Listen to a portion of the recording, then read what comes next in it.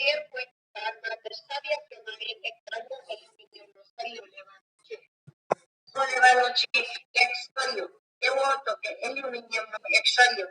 ચાલો આવા સ્ટેન્ડ ઉપર એક સળિયો ગોઠવેલો છે. આવું એક સ્ટેન્ડ છે, એના ઉપર એક આમ એલ્યુમિનિયમનો એક સળિયો ગોઠવેલો છે. આ એક એલ્યુમિનિયમનો આપણે શું લીધો? સળિયો. એનું નામ આપ્યું કેબી. 5 સેમી લંબાઈનો છે. આકૃતિ 13.12 માં દર્શાવ્યા મુજબ વાહક તાર વડે તેને સમક્ષિતિ વહે તે રીતે સ્ટેન્ડ પર લટકાવો. બે તાર વડે આવી રીતે બે તાર વડે સમક્ષિતિ ક્ષિતિજમાં એવી રીતે એને શું કરવાનો છે? લટકાવવાનો છે. એક પ્રબળ નાળ ચુંબકને એવી રીતે ગોઠવો કે સળિયો તેના બે ધ્રુવોની મધ્યમાં રહે. એટલે કે આ નળાકાર ચુંબક, નાળ ચુંબક એટલે નળાકાર ચુંબકને એવી રીતે ગોઠવવાનું છે કે એના બે છેડા છે સળિયાની મધ્યમાં રહે. ચુંબકના બે છેડા આ સળિયાની કેવા છે? સળિયાની આ મધ્ય ભાગમાં રહે. એવી રીતે આ ચુંબકને ગોઠવવાનું છે. ચુંબકના બે છેડા સળિયાના મધ્ય ભાગમાં રહેવા જોઈએ. સળિયો તેના બે ધ્રુવોની મધ્યમાં રહે તથા ચુંબકીય ક્ષેત્ર ઉર્ધ્વ દિશામાં મળે. આ માટે ચુંબકનો ઉત્તર ધ્રુવ એલ્યુમિનિયમના સળિયાની નીચે અને દક્ષિણ ધ્રુવ એની ઉપર.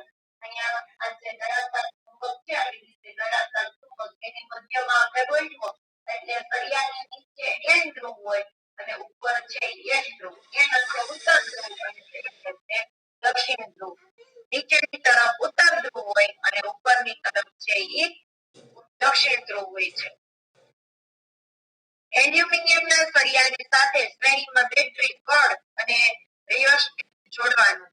આ એલ્યુમિનિયમ છે એની સળિયાની સાથે આ સળિયાની સાથે અહીંથી આપણે એક બેટરી આવી રીતે પછી એક કળ આવી રીતે અને એક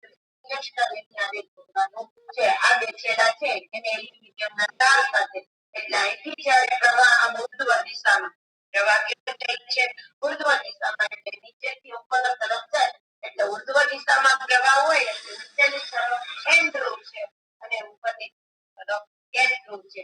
આમ નીચેથી પ્રવાહ ઉપર જાય છે, અહીંથી આમ ઉપર જાય છે એટલે નીચેની તરફ એન ધ્રુવ અને ઉપરની તરફ એસ ધ્રુવ હોય છે. હવે આ સળિયામાં બી છેડાથી એ છેડાની દિશામાં પ્રવાહ વહે છે. હવે અહીંથી પ્રવાહ જાય એટલે એ માંથી પ્રવાહ બી માંથી પ્રવાહ ક્યાં આવે છે? એ છેડા તરફ આવે છે. તમે શું અવલોકન કરો છો? સળિયો ડાબી તરફ ખસતો જણાશે. સળિયો સમાંતર પામે છે તે તમે નોંધી શકો. સળિયામાં વહેતા વિદ્યુત પ્રવાહની દિશા ઉલટાવી સળિયાના સ્થાનાંતરની દિશા જુઓ. હવે તે જમણી તરફ છે. સળિયો કેમ સ્થળાંતર પામે છે? એટલે કે ઉપરની પ્રવૃત્તિ દ્વારા આપણે જાણવા મળે કે જેમ પ્રવાહ વહે છે તેમ સળિયો છે એ કઈ બાજુ ખસે છે. પ્રવાહ જાય એટલે સળિયો સમતલ થાય છે કે ઉત્તર ધ્રુવ તરફ કે દક્ષિણ ધ્રુવ તરફ વહે છે. ઉપરની પ્રવૃત્તિમાં થતું સળિયાનું સ્થળાંતર સૂચવે છે કે વિદ્યુત પ્રવાહ ધારિત એલ્યુમિનિયમના સળિયાને જ્યારે ચુંબકીય ક્ષેત્રમાં મૂકવામાં આવે ત્યારે તેમના પર શું લાગે છે? બળ. આ એલ્યુમિનિયમના સળિયાને ચુંબકીય ક્ષેત્રમાં મૂકવામાં આવે એટલે સળિયા ઉપર શું લાગતું હોય છે? બળ લાગે છે. તે એમ પણ સૂચવે છે કે વિદ્યુત પ્રવાહની દિશા ઉલટાવતા બળની દિશા પણ ઉલટાય છે. જેમ પ્રવાહની દિશા આ ઉર્ધ્વ દિશામાં હતું એની જગ્યાએ આમ અધો દિશામાં કરીએ તો પણ પ્રવાહની દિશા જેમ આપણે ઉલટાવીએ છીએ એમ બળની દિશા પણ ઉલટાય છે. હવે ચુંબકના બંને ધ્રુવોની અદલાબદલી કરી ચુંબકીય ક્ષેત્રની દિશા શિરોલંબ નીચેની દિશામાં કરો. હવે આ બે ધ્રુવોને બદલાવી અહીંયા ઉપર એન આવે નીચે એસ આવે. એને બદલાવી નાખીએ, બંને ધ્રુવોને બદલાવીએ, ચુંબકના બંને કોને બદલાવીએ અને ફરીથી આપણે જોઈએ. ફરીથી જોઈ શકાય છે કે વિદ્યુત પ્રવાહ ધારિત સળિયા પર લાગતા બળની દિશા કેવી થયેલી હોય છે? ઉલટાયેલી. ચુંબકની દિશા બદલાવો એટલે સળિયા ઉપર જે બળ લાગે છે એની દિશા પણ ઉલટાય છે. આ દર્શાવે છે કે વાહક પર લાગતા બળની દિશા ક્ષેત્રની દિશા પર આધાર રાખે છે. તેના ઉપરથી જાણવા મળે કે પ્રવાહની દિશા કઈ બાજુ છે. પ્રવાહની દિશા જે બાજુ હોય એ બાજુ અને ચુંબકીય ક્ષેત્ર જે બાજુ હોય એ બાજુ બળ લાગે છે. પ્રવાહની દિશા બદલાવું તો સળિયાની દિશા બદલાય છે અને પ્રવાહની જે આ ચુંબકીય ક્ષેત્રને દિશા બદલાવું એને ઉપર લઈ જાવ એ નીચે લઈ જાવ તો પણ એની દિશાઓ ઉલટાયેલી જોવા મળે છે. વાહક પર લાગતા બળની દિશા વિદ્યુત પ્રવાહની દિશા તથા ચુંબકીય ક્ષેત્રની દિશા પર આધાર રાખે છે. પ્રયોગો એવું સૂચવે છે કે સળિયાનું સ્થળાંતર ત્યારે મહત્તમ હોય છે એટલે કે વધારે મહત્તમ એટલે વધારે હોય છે અથવા બળ નું માન મહત્તમ હોય છે એટલે કે બળ પણ ત્યારે કેવું હોય છે વધારે હોય છે. જ્યારે વિદ્યુત પ્રવાહની દિશા ચુંબકીય ક્ષેત્રની દિશાને કેવી હોય છે લંબ હોય ત્યારે વિદ્યુત પ્રવાહની દિશા આ જે ચુંબકીય ક્ષેત્ર છે એને આમ લંબ હોય છે. આમ સીધી રેખામાં હોય છે ચુંબકીય ક્ષેત્રની દિશા લંબ હોય છે. બળની દિશાને કેવી હોય છે લંબ હોય છે. આવી પરિસ્થિતિમાં આપણે વાહક તાર પર લાગતા બળની દિશા શોધવા માટે એક સરળ નિયમનો ઉપયોગ કરી શકીએ. આના માટે એક સરળ નિયમ છે ડાબા હાથનો નિયમ. જેમ જમણા હાથનો નિયમ હતો એમ હવે આપણે જે બળ છે એ બળની દિશા જાણવા માટે હવે તેનો હાથ ક્યાં હાથનો નિયમ આવશે ડાબા હાથનો નિયમ. પ્રવૃત્તિ 13.7 માં આપણે ધારી લીધું હતું કે વિદ્યુત પ્રવાહની દિશા અને ચુંબકીય ક્ષેત્રની દિશા પરસ્પર લંબ લીધેલી છે. એટલે પ્રવૃત્તિ આપણે 13.7 માં એવું ધાર્યું હતું કે વિદ્યુત પ્રવાહની દિશા અને ચુંબકીય ક્ષેત્રની દિશા લંબ હોય છે પરસ્પર કેવી હોય છે લંબ. લંબ એટલે આમ સીધી આ જે જમણા હાથ ડાબા હાથનો નિયમ આવશે ને આવો આવશે. આ એક અંગૂઠો છે છે તો કે અંગૂઠો એ વિદ્યુત પ્રવાહની જે ચુંબકીય ક્ષેત્ર છે એ આવશે અને આ આંગળી છે વિદ્યુત પ્રવાહ છે એને પરસ્પર આ જે લંબ આંગળી છે એ બળ છે. શું દર્શાવે છે એ બળ દર્શાવે છે. એટલે કે જે વિદ્યુત પ્રવાહની દિશા અને ચુંબકીય ક્ષેત્રની દિશા પરસ્પર કેવી હોય છે લંબ છે. અને જણાવ્યું છે કે બળ આ બંનેને લંબ દિશામાં હોય છે.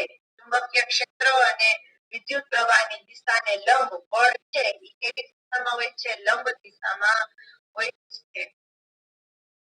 આ ત્રણેય દિશાઓ એક સરળ નિયમ દ્વારા કે જેને ફ્લેમિંગ ના ડાબા હાથનો નિયમ કહેવાય. અને જે આ નિયમ છે એને શું કહેવામાં આવે છે ફ્લેમિંગ ના ડાબા હાથનો નિયમ. જેમ જમણા હાથનો નિયમ હતો કોર્ટ માર્ક્સ બેલ નો જમણા હાથનો નિયમ હતો એમ તેનો નિયમ છે ડાબા હાથનો નિયમ. તેના વડે દર્શાવી શકાય આ નિયમ પ્રમાણે તમારા ડાબા હાથનો અંગૂઠો પ્રથમ આંગળી અને વચ્ચેની આંગળી આ ત્રણેયને એવી રીતે પ્રસારો કે જેથી તેઓ પરસ્પર લંબ રહે. જો પ્રથમ આંગળી ચુંબકીય ક્ષેત્રની દિશામાં હોય અને બીજી આંગળી વિદ્યુત પ્રવાહની દિશામાં હોય તો અંગૂઠાની દિશા ગતિની દિશા અથવા તો વાહક પર લાગતા બળની દિશા દર્શાવે છે. હવે જો આવી રીતે ગોઠવવાનું છે આવી રીતે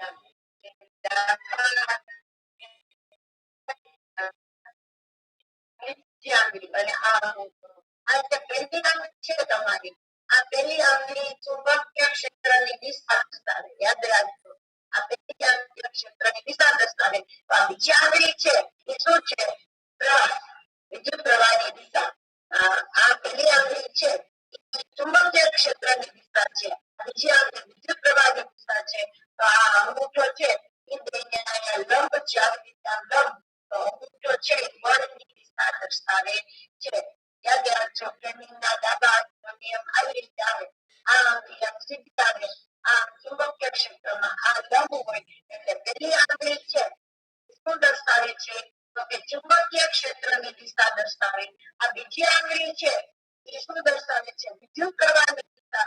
જ્યારે એને લંબ આ અંગૂઠો છે ગતિ છે એટલે કે બળની દિશા એમાં વિદ્યુત પ્રવાહ દ્વારા ગતિ થાય છે એટલે બળની દિશા દર્શાવે છે. એટલે ફ્લેમિંગનો ડાબા હાથનો નિયમ પહેલી આંગળી છે ચુંબકીય ક્ષેત્ર છે બીજી આંગળી છે એ શું દર્શાવે છે વિદ્યુત પ્રવાહની દિશા, જ્યારે મોટર છે લંબ એટલે કે બળની દિશા દર્શાવે છે.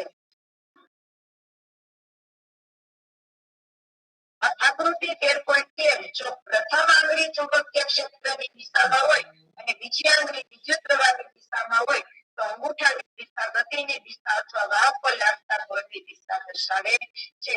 વિદ્યુત પ્રવાહ ધારિત વાહક અને ચુંબકીય ક્ષેત્ર ધરાવતી રચનાઓમાં વિદ્યુત મોટર, વિદ્યુત જનરેટર, લાઉડ સ્પીકર, માઇક્રોફોન અને માપન કરતા સાધનોનો સમાવેશ થાય છે. હવે પછીના થોડા ભાગોમાં આપણે વિદ્યુત મોટર અને વિદ્યુત જનરેટર વિશે અભ્યાસ કરીશું. એટલે કે જે વિદ્યુત પ્રવાહ ધારિત વાહક અને ચુંબકીય ક્ષેત્ર દર્શાવતી રચનાઓમાં જે આ ફ્લેમિંગોના ડાબા હાથનો નિયમ છે એ કામ કરે છે. ચુંબકીય ક્ષેત્ર, વિદ્યુત પ્રવાહ અને એના દ્વારા લાગતું બળ દ્વારા મોટર ફરે છે અને પાણી છે નીચેથી ઉપરની તરફ ફેલાય છે. વિદ્યુત મોટર, જનરેટર, લાઉડ સ્પીકર હોય ને, મોટા મોટા સ્પીકરો હોય, તમે બોલો એટલે એનો પડઘો છે ક્યાંય સુધી પેલા એવા સ્પીકર આવતા. હવે આ સ્ટીરિયા થયા, પેલા એવા મોટા શું આવતા હોય, સ્પીકર આવતા હોય, એમાં બોલે એટલે અવાજ છે ક્યાંય સુધી સંભળાતો હોય છે. માઇક્રોફોન, બીજું માપ કરતા સાધનો હોય, માપન કરતા, આ બધાની અંદર ફ્લેમિંગોના ડાબા હાથના નિયમનો ઉપયોગ થાય છે. આકૃતિ 13.14 માં દર્શાવ્યા પ્રમાણે એક ઇલેક્ટ્રોન ચુંબકીય ક્ષેત્રને લંબ રૂપે દાખલ થાય છે. ઇલેક્ટ્રોન પર લાગતા બળની દિશા જમણી બાજુ હશે, ડાબી બાજુ હશે, પાનાની બહાર તરફની દિશામાં હશે કે પાનાની અંદર તરફની દિશામાં હશે. એટલે કે આવી રીતે એક આપેલું છે તમારે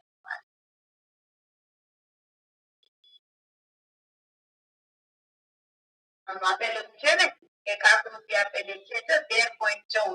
13.14 માં એક ઇલેક્ટ્રોન ચુંબકીય ક્ષેત્રને લંબ રૂપે દાખલ કર્યું છે. ઇલેક્ટ્રોન પર એના ઉપર લાગતા બળની દિશા કઈ તરફ હશે? પાનાની અંદર, પાનાની બહાર, પછી ડાબી બાજુ કે જમણી બાજુ? તો ઉત્તર છે વિકલ્પ હિમ, બળની દિશાએ. ફ્લેમિંગના નિયમ મુજબ ચુંબકીય ક્ષેત્રની દિશા અને પ્રવાહ એમ બંને દિશાને લંબ દિશામાં હોય છે. યાદ રાખો કે પ્રવાહની દિશા ઇલેક્ટ્રોનના ગતિની વિરુદ્ધ દિશામાં લીધી છે. આથી બળ પાનાને અંદર તરફની દિશામાં હોય છે. એટલે કે બળ છે આ ઇલેક્ટ્રોન છે, એના ચુંબકીય ક્ષેત્ર છે, તો આ એને લંબ રૂપે લીધું છે. એટલે બળ છે એ એની વિરુદ્ધ દિશામાં, ચુંબકીય ક્ષેત્રની વિરુદ્ધ દિશામાં શું લાગતું હોય છે? બળ લાગતું હોય છે. એટલે ચુંબકીય ક્ષેત્રની વિરુદ્ધ દિશામાં બળ લાગે છે. તેને કારણે જે બળ છે એ પાનાની અંદર તરફ હોય છે, બહાર નથી હોય છે. કઈ બાજુ લાગે છે? આ ચુંબકીય ક્ષેત્ર બહાર જાય છે, તો બળ એની વિરુદ્ધ દિશામાં લાગે છે. એટલે પાનાની અંદર બળ લાગે છે.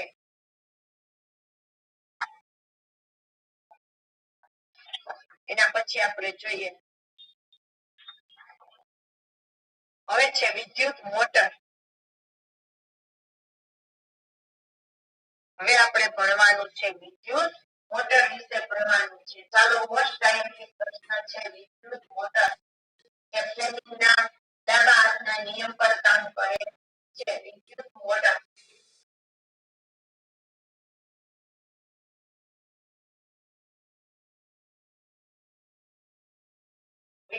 મોટર છે એ ફ્લેમિંગના આકૃતિ સહિત 3 માર્ક્સની અંદર આ પ્રશ્ન તમારે પૂછાય છે. વિદ્યુત મોટર એ એક ભ્રમણ કરતી એવી રચના છે. વિદ્યુત મોટર છે એમાં એક ચક્કર હોય ને એ ભ્રમણ કરે, ફરે છે. એટલે વિદ્યુત મોટર ભ્રમણ કરતી એક રચના છે જે વિદ્યુત ઉર્જાનું યાંત્રિક ઉર્જામાં રૂપાંતર કરે. મોટર છે એ એક તંત્ર છે. પછી વિદ્યુત છે એ વિદ્યુત દ્વારા એટલે કે લાઇટ દ્વારા મોટર ફરે છે. એટલે વિદ્યુત ઉર્જાનું શેમાં રૂપાંતર થાય છે? યાંત્રિક ઉર્જામાં રૂપાંતર થાય. આ એનો સિદ્ધાંત છે એટલે ખાસ યાદ રાખજો. સિદ્ધાંત વિદ્યુત મોટરનો સિદ્ધાંત જણાવો તો વિદ્યુત મોટરનો સિદ્ધાંત છે વિદ્યુત ઉર્જાનું યાંત્રિક ઉર્જામાં રૂપાંતર કરતી એક રચના છે. વિદ્યુત મોટર એ વિદ્યુત પંખા, રેફ્રિજરેટર, મશીન, કમ્પ્યુટર, પ્લેયર વગેરેમાં વપરાતો મહત્વનો ઘટક છે. વિદ્યુત મોટર છે, મોટર નાની મોટી બધી આવે, પાણી ખેંચવાની મોટર આવે, સબમર્સિબલ પંપ આવે, પછી પંખો છે આપણો, એની અંદર એક મોટર હોય છે. રેફ્રિજરેટર કે તમારી ઘરે છે ને તમે ફ્રીજ કરશો કે refrigerator, mixer, washing machine, computer, MP player, આ બધા એની અંદર એક નાની એવી મોટર આવેલી હોય છે. આ મોટરની રચના કેવી છે બાજુની આકૃતિમાં અસામાન્ય રચના છે જાણવા માટે, પણ એની અંદરની રચના હોય એ ગૂંચળામય હોય છે, જેને તમે ભણી શકો ને ભણવા માટે અહીંયા સામાન્ય એક રચના બનાવેલી છે. વપરાતો મહત્વનો ઘટક છે. શું તમે જાણો છો કે વિદ્યુત મોટર કેવી રીતે કાર્ય કરે છે? તો ચાલો આપણે એને જોઈએ. આકૃતિ 13.15 માં બતાવ્યા પ્રમાણે વિદ્યુત મોટરમાં અવાહક આવરણ ધરાવતા તાંબાના તારનું લંબચોરસ પૂંછડું, અવાહક આવરણ ધરાવતું અહીંયા સીધો જ તાંબાનો તાર છે. આ અવાહક તાંબાનો તાર છે, એનું નામ આપેલું છે. આ અવાહક, એના ઉપર વાયર નથી, વાયર ચડાવેલો નથી, તાર છે એટલે અવાહક એક તાંબાનો તાર છે. એનું નામ આપેલું છે ABCD.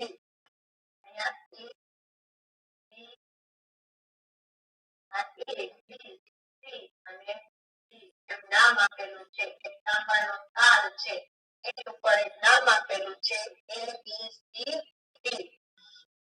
આ ગૂંચળાયેલ ચુંબકીય ક્ષેત્રના બે ધ્રુવો વચ્ચે એવી રીતે મૂકવામાં આવે છે જેથી એક અને સીધી ભુજાઓ ચુંબકીય ક્ષેત્રની દિશાને લંબ રહે. અહીંયા એવી રીતે આ બે બાજુ ચુંબક છે કે આ બાજુ અને આ બાજુ એમ બે ચુંબક છે, બે ચુંબકની છેડાઓની વચ્ચે એવી રીતે મૂકવામાં આવે છે જેથી એક છેડો S અને એક છેડો S ચુંબકને લંબ હોય. એવી આ ચુંબક છે બે બાજુ, એને એવી દિશા અને સીધી દિશા ચુંબકને કેમ હોય છે લંબ દિશામાં. આ બે ભુજાઓ, બે બાજુની ભુજાઓ કે તાર છે એ બે બાજુની દિશાઓ ચુંબકની ભુજાઓને લંબ હોય છે. ગૂંચળાના બે છેડાઓને એક રિંગના બે અડધિયા એટલે કે સ્પ્લિટ રિંગ P અને Q સાથે જોડવામાં આવે છે. હવે અહીંયા બે આધારની બે છેડા છે, અહીંયા આવી રીતે બે અર્ધાકાર છે, આવી રીતે બે અર્ધાકાર શું આપેલી છે, એક રિંગ આપેલી છે. આ રિંગને એક અહીંયા આવી રીતે નળાકાર હોય છે, નળાકારની વચ્ચે આવી રીતે જોડવામાં આવે છે.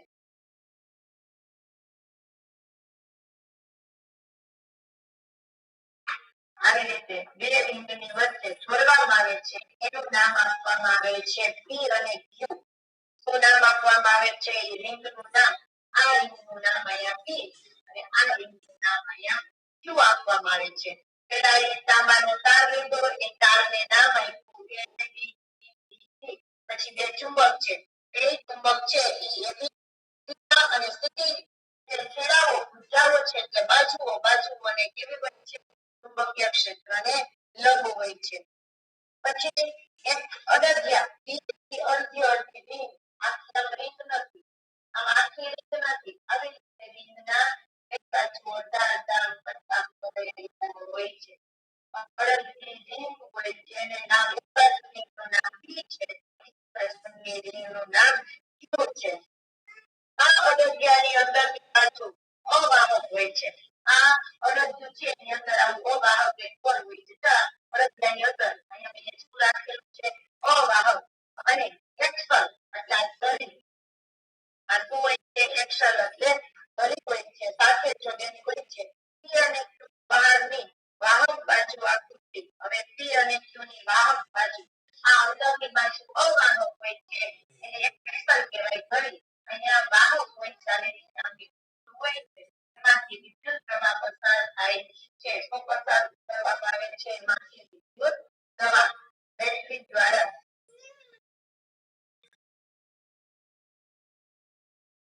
અસંખ્ય બેટરી દ્વારા પ્રવાહને આવે છે.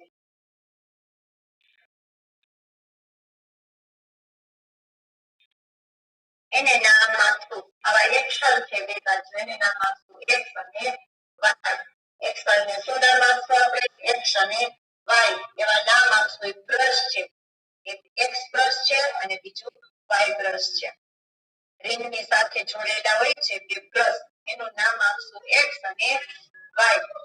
ઉદ્ગમ બેટરી માંથી આવતો વિદ્યુત પ્રવાહ પૂંછડા ABCD માં બ્રશ એક્સ મારફત દાખલ થાય છે અને બ્રશ વાય મારફત પુનઃ બેટરી સુધી પહોંચે છે. એટલે ઉદ્ગમ બેટરી માંથી જ્યારે વિદ્યુત પ્રવાહ પસાર થાય છે, ઉદ્ગમ બેટરી એટલે આ બેટરી છે, બેટરી માંથી જ્યારે વિદ્યુત પ્રવાહ પસાર થાય છે ત્યારે એ વિદ્યુત પ્રવાહ આ એક્સ માં થઈ અને અહીંયા પી માં થઈ ABCD દ્વારા થઈ ટુ માં આવે છે અને ટુ માંથી ફરી પાછો આ જે વાય બ્રશ છે એ વાય બ્રશ માં આવે છે અને વાય બ્રશ માંથી ફરી અહીંયા બેટરી સુધી પાછો આવે છે.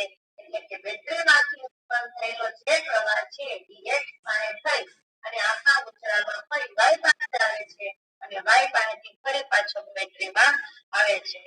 એટલે કે ઉદ્ગમ બેટરી માંથી આવતો વિદ્યુત પ્રવાહ પૂંછડા ABCD માં બ્રશ એક્સ મારફત દાખલ થાય છે અને બ્રશ વાય મારફતે પુનઃ બેટરીમાં પાછો પહોંચે છે.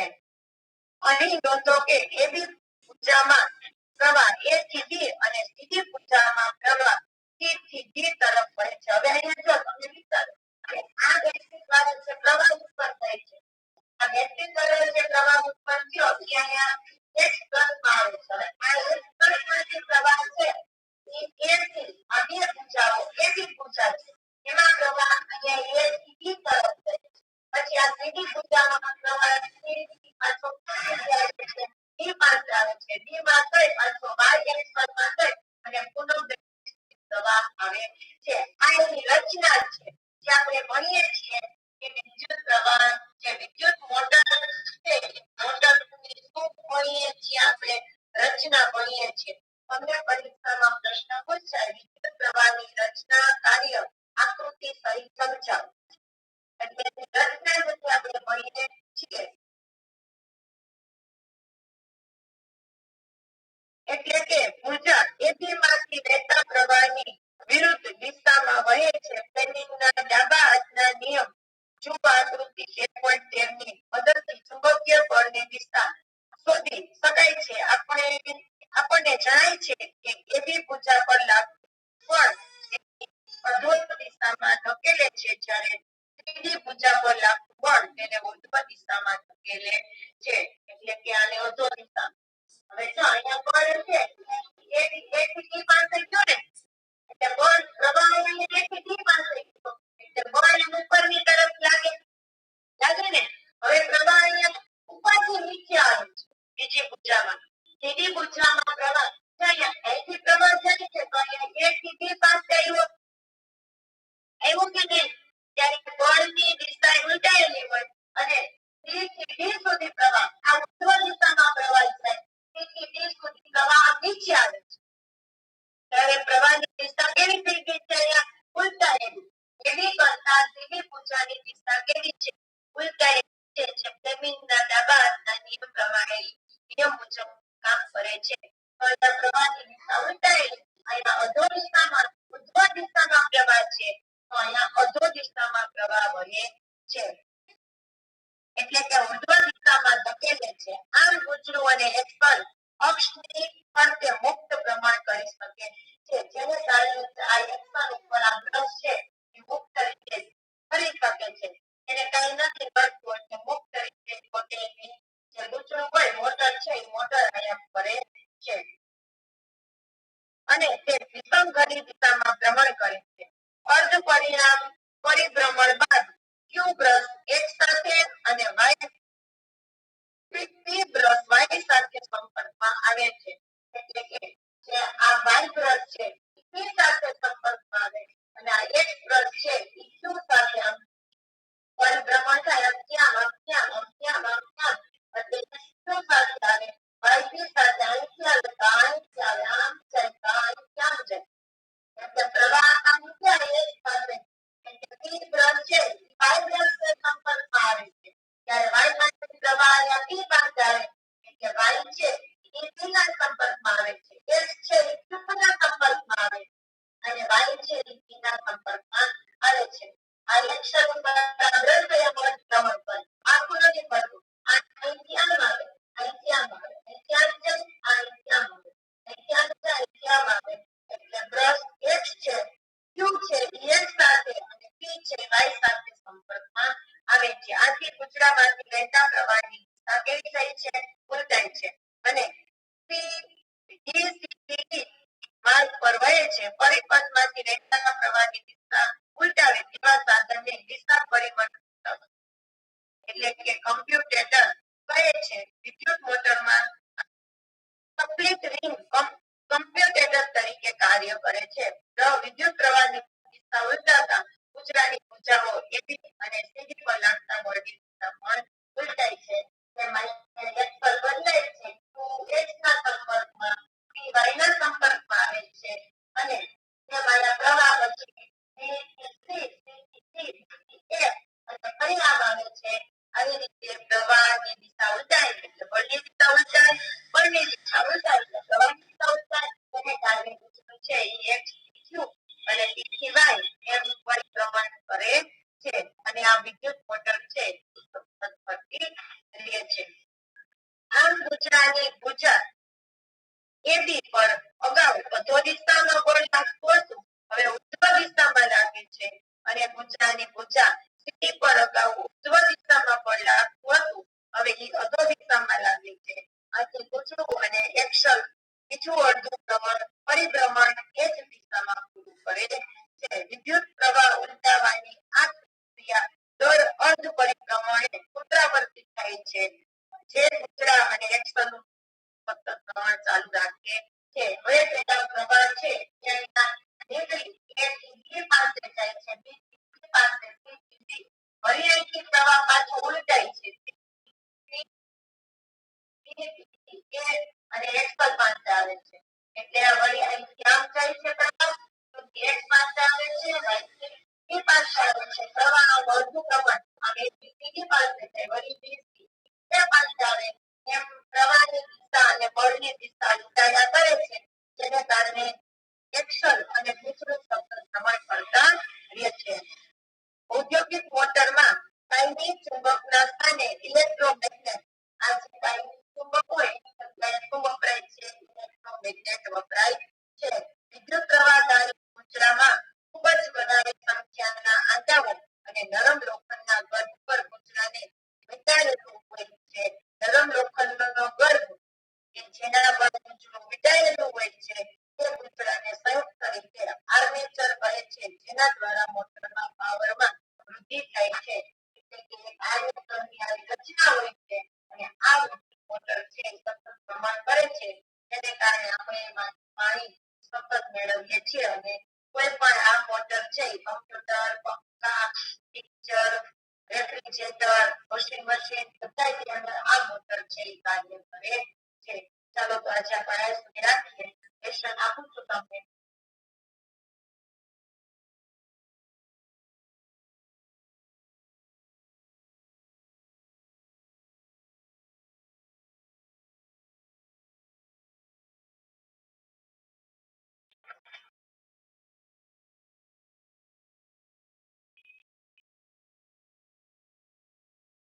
Hello.